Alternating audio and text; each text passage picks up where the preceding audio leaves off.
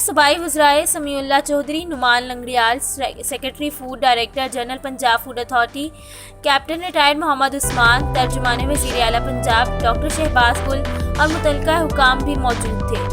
D جی Punjab food authority نے وزیر اعلیٰ کو ادارے کی کارکردگی کے بارے میں بریفنگ دی۔ وزیر اعلیٰ کو دودھ کی پاسچرائزیشن پروگرام کے بارے میں بھی بریف کیا۔